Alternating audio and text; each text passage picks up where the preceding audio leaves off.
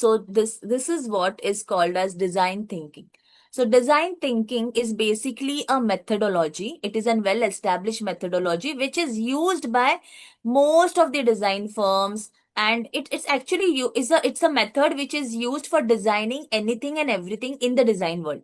So basically everything that comes from a any product, any app, anything that we see around us, which is well designed, which is intentionally designed, is has to follow and go through these steps. It could be an app, it could be a software, it could be anything, it could be a product. So I'll just take you all through it one by one. The first step is empathize.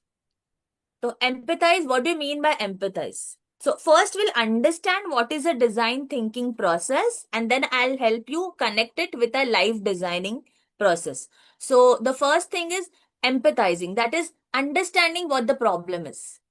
First accepting. We talked about acceptance, right? Like first getting aware of it and then accepting it.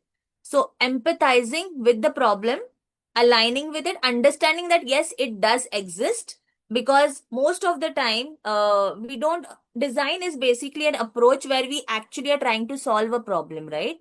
So empathizing is the first step. So once we empathize, once we identify it, then we define the problem.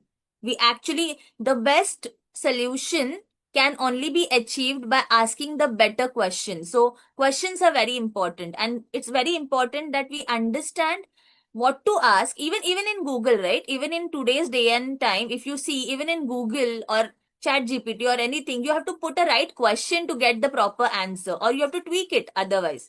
So you have to define it properly, the problem statement or whatever it is. The next step is defining. Then the third step is ideation. You cannot start ideating before you know the first two steps, empathizing and define.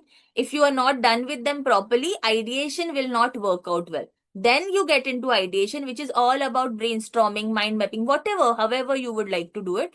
But there are steps and tools for it. So then the next step is ideation. And the fourth and the crucial step is prototyping.